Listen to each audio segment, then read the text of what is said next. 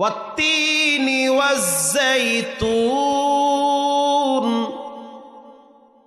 ওয়া তুরি সিনিন ওয়া হাযাল বালাদিল আমিন।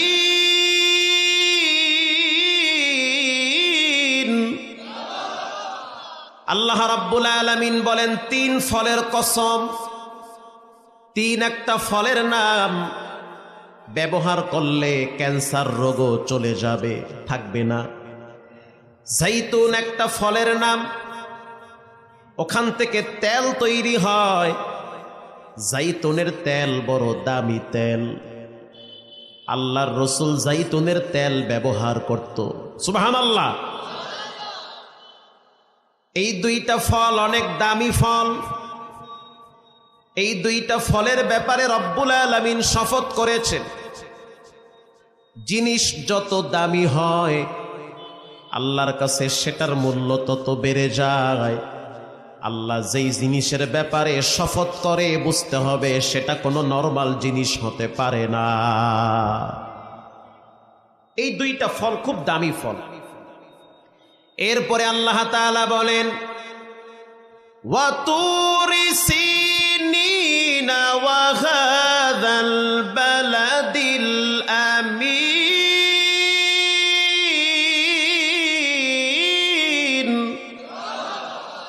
গর্ব সূরা আদমি ইনসাবুদে আহমদ বু জাহালো হামনে কে সাবুদে। পৃথিবীর ভিতরে কে কালো কে পরিষ্কার এগুলোর কোনো ভেদাভেদ আল্লাহর কাছে নাই, বরং যার দিলটা যত ভালো আল্লাহর কাছে সে তত ভালো।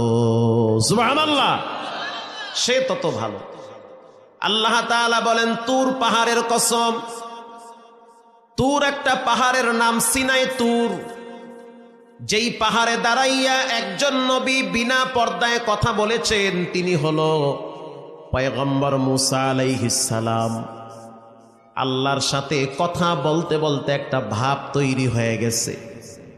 এবার বলে, রব্বি আরনি, আয় আমার রব তোমার একটু দেখতে মনে চায়। কথা বললে মায়া বাড়ে কি বাড়ে না? ভালোবাসা বাড়ে। আড়াল থেকে কথা বলো, এত সুন্দর কথা, একটু আমারে দেখা দাও।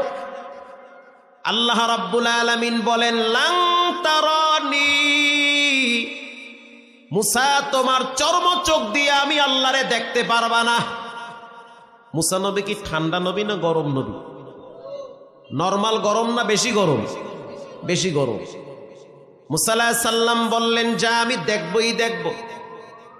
আল্লাহ রাব্বুল আলামিন বললেন, মুসা তাহলে একটু তুর পাহাড়ের দিকে তাকাও। মারহাবা, পাহাড়টার দিকে তাকাও। ফালাম্মা তাজাল্লা রব্বুহু জাআলা দাক্কা, একটু তাকাও পাহাড়ের দিকে। যদি পাহাড়ের দিকে তাকাও তো আমার একটা নূর তুমি দেখতে পাবে। ৭০,০০০ নূরের পর্দা ভেদ করে আল্লাহ পাকের একটু নূর পাহাড়ে আল্লাহ ছেড়ে দিয়েছে। মুসা আলাইহিস সালাম তাকাবার সাথে সাথে বেহুশ হয়ে গেছে। পুরা পাহাড়ে আগুন ধরে গেছে। আল্লাহু আকবার। সেই পাহাড়ের সুরমা দিয়া মানুষ চোখে লাগায়। আল্লাহর হাবিব সুরমা ব্যবহার করত। কেউ যদি সুরমা ব্যবহার করে তার চোখের পাওয়ার নষ্ট হবে না। কেউ যদি সুরমা ব্যবহার করে তার ব্রেন ঠান্ডা থাকবে। এখন তো বাংলাদেশে অরিজিনাল সুরমা পাওয়া যায় না। ওই দেশের সুরমা বাংলাদেশে আসতে আসতে অর্ধেক ২ নম্বর হয়ে যায়। সেই পাহাড়ের কসম করেছেন রব্বুল আলামিন। এরপরে আল্লাহ তাআলা আরো একটা কসম করেন, ওয়া হাযাল বালাদিল আমিন, পবিত্র মক্কা নগরীর কসম। পৃথিবীর ভিতরে সবচেয়ে দামি ঘর বাইতুল্লাহ। যেই ঘরের দিকে তাকাইলো সওয়াব হয়। যেই ঘরে যদি একবার কেউ যায় তার পিছনের সব গুনাহ মাফ করে দেয় কে? বাইতুল্লাহ।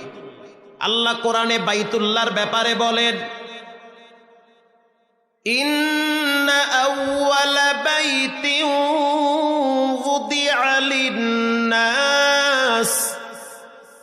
লাল্লাযী বিবাক্কাতা মুবারাকান ওয়া